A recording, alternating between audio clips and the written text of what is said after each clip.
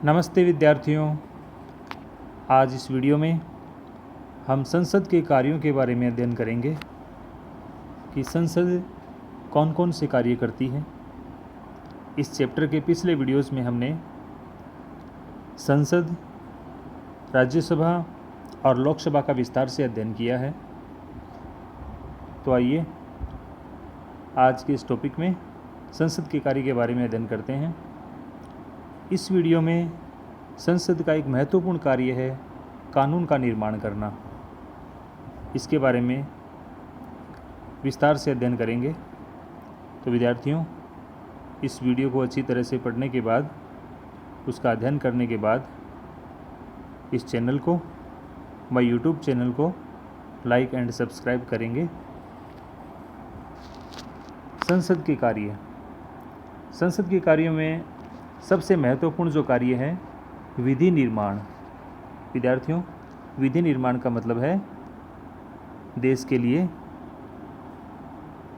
जनता के लिए कानून का निर्माण करना।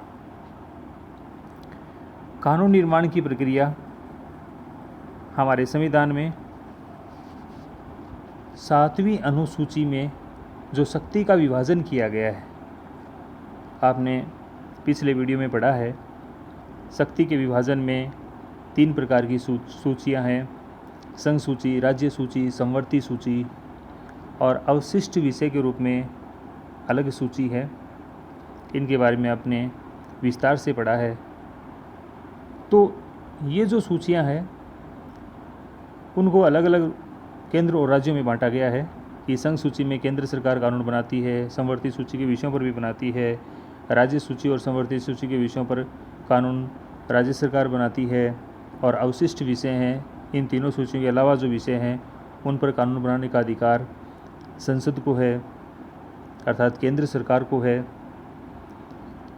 तो विधि निर्माण की जो प्रक्रिया है उसके बारे में अपन अध्ययन करते हैं कि कानून का निर्माण संसद कैसे करती है। सबसे पहले अपन पढ़ेंगे कि साधारण विधेयक क्या होता है। साधारण विधेयक, कानून बनाने के प्रस्ताव को साधारण विधेयक कहा जाता है। अर्थात कोई विधेयक किसी भी सदन में प्रस्तुत किया जा सकता है, लोकसभा में या राज्यसभा में, तो किसी भी सदन में साधारण विधेयक प्रस्तुत किया जा सकता है। विधेयक मुख्य रूप से 2 प्रकार के होते हैं। एक तो है सरकारी विधेयक और दूसरा है गैर सरकारी विधेयक। सरकारी विधेयक क्या होता है कि मंत्री परिषद का कोई सदस्य सदन में विधेयक का प्रस्ताव रखता है। मंत्री परिषद का यानी सरकार का कोई सदस्य, सरकार का कोई मंत्री सदन में विधेयक को प्रस्तावित करता है, तो वह सरकारी विधेयक कहलाता है। गैर सरकारी विधेयक क्या होता है? साधारण सदस्यों द्वारा सदन में रखा गया विधेयक। जिस सदन में विधेयक रखा जा रहा है, चाहे वो लोकसभा हो या राज्यसभा, उस सदन के जो साधारण सदस्य हैं, उसके जो एमपी हैं, सांसद हैं, उनके द्वारा सदन में रखा गया विधेयक। साधारण सदस्य में पक्ष के सदस्य भी हो सकते हैं, सत्ता पक्ष के सदस्य, और विपक्ष के सदस्य भी हो सकते हैं।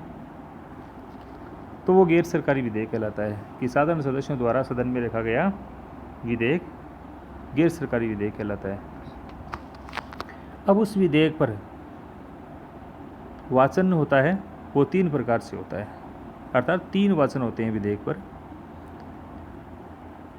तो जिस सदन में विधेयक रखा जाता है उस सदन में 3 वाचन होते हैं। 3 प्रक्रियाओं से गुजरता है विधेयक। पहला वाचन, पहले वाचन में निश्चित समय पर सदन में संबंधित सदस्य विधेयक को पेश करने की अनुमति के लिए प्रस्ताव करता है कि किसी निश्चित समय सदन में संबंधित सदस्य जो विधेयक पेश करता है वो पेश करने की अनुमति के लिए प्रस्ताव करता है, और सदन में विधेयक को पेश करने की अनुमति मिल जाती है सदन में विधेयक को पेश करने की अनुमति मिल जाती है। राज्यसभा में सभापति महोदय और लोकसभा में लोकसभा अध्यक्ष विधेयक को पेश करने की अनुमति देते हैं। तो यहाँ तक जो प्रक्रिया हो जाती है वो प्रथम वाचन कहलाता है।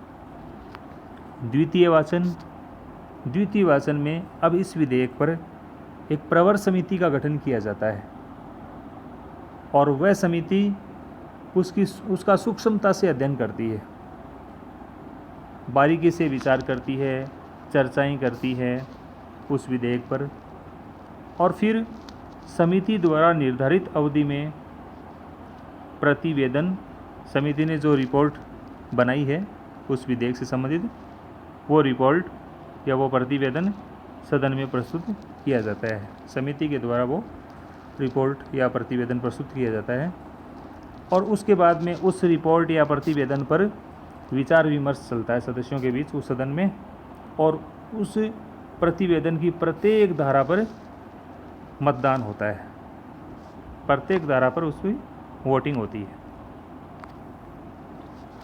ये द्वितीय वाचन कहलाता है। तीसरा वाचन, तृतीय वाचन के अंतर्गत विधेयक में जो आवश्यक शब्द हैं और अन्य कोई औपचारिक संशोधन करना हो वो कर दिया जाता है। उस पर सामान्य चर्चा होती है। सामान्य चर्चा के बाद वोटिंग होती है, अर्थात मतदान होता है सदस्यों के बीच, और उसके बाद में मतदान के तुरंत बाद उपस्थित उस सदन में उस समय उपस्थित और मतदान करने वाले सदस्यों के उपस्थित और उस समय मतदान करने वाले सदस्यों के साधारण बहुमत से वो विधेयक सदन में पारित हो जाता है। उपस्थित और मतदान करने वाले सदस्यों के साधारण बहुमत उसको मिल जाता है, यानी उस विधेयक के पक्ष में बहुमत हासिल हो जाता है, तो विधेयक सदन में पास हो जाता है, उस सदन में पारित हो जाता है। उसके बाद में उस विधेयक को दूसरे सदन में पेश किया जाता है। जैसे पहले लोकसभा में पेश किया था तो अब राज्यसभा में पेश किया जाता है, या पहले राज्यसभा में पेश किया था और वो प्रक्रिया, तीनों वाचन की प्रक्रिया कंप्लीट हो गई, तो अब उसको लोकसभा में पेश किया जाता है। तो एक सदन से दूसरे सदन में प्रस्तुत किया जाता है और दूसरे सदन में वही प्रक्रिया अपनाई जाती है जो पहले सदन में अपनाई गई थी, अर्थात तीनों वाचन होते हैं। विधेयक को प्रस्तुत करना, उसके बाद में उस पर प्रतिवेदन देना, प्रवर समिति के गठन के बाद में उस पर बारीकी से चर्चा करना और विचार विमर्श करने के बाद में उस पर मतदान करना, फिर तृतीय वाचन में वही प्रक्रिया कि उसमें आवश्यक शाब्दिक और औपचारिक संशोधन करना, फिर सामान्य चर्चा करना, मतदान करना, और उसके बाद में उपस्थित और मतदान करने वाले सदस्यों के साधारण बहुमत से उस विधेयक में वो विधेयक सदन में पारित हो जाता है। अगर मिल जाता है साधारण बहुमत से वो हासिल हो जाता है और तो वो उस सदन में पारित हो जाता है। अब दोनों सदनों में उस विधेयक के पारित होने के बाद उस विधेयक पर राष्ट्रपति की अनुमति ज़रूरी होती है। राष्ट्रपति की अनुमति इसलिए ज़रूरी होती है क्योंकि राष्ट्रपति संसद का एक अंग है। आपने पिछले टॉपिक में पढ़ा है कि संसद के 3 अंग होते हैं, राज्यसभा, लोकसभा और राष्ट्रपति। इसलिए दोनों सदनों में पारित होने के बाद विधेयक पर राष्ट्रपति के हस्ताक्षर होने ज़रूरी है, तभी वह अधिनियम या कानून बनता है। तो विधेयक पर राष्ट्रपति की अनुमति आवश्यक होती है। दोनों सदनों द्वारा पारित विधेयक पर राष्ट्रपति के हस्ताक्षर के लिए भेजा जाता है और अनुच्छेद 111 में लिखा हुआ है, क्या लिखा हुआ है कि राष्ट्रपति के हस्ताक्षर होने पर विधेयक अधिनियम अर्थात कानून बन जाता है। जब राष्ट्रपति साइन कर देते हैं, हस्ताक्षर कर देते हैं, तो वह कानून बन जाता है। एक बात ये ध्यान देने ज़रूरी है कि राष्ट्रपति विधेयक को पुनर्विचार के लिए एक बार भेज सकते हैं। इसका मतलब क्या हुआ कि दोनों सदनों द्वारा विधेयक पारित हो जाता है तो राष्ट्रपति के समक्ष जब विधेयक भेजा जाता है तो राष्ट्रपति महोदय उसमें संशोधन करके उसको वापस उस सदन में भेज देते हैं, वापस उसको सरकार के पास भेजते हैं।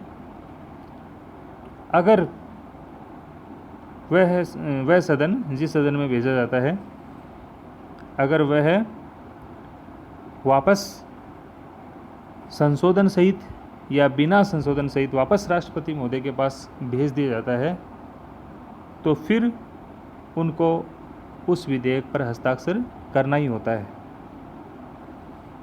अर्थात राष्ट्रपति विधेयक को पुनर्विचार के लिए एक बार भेज सकते हैं और दोबारा उसको भेजा जाता है तो उस पर साइन करने ही होते हैं।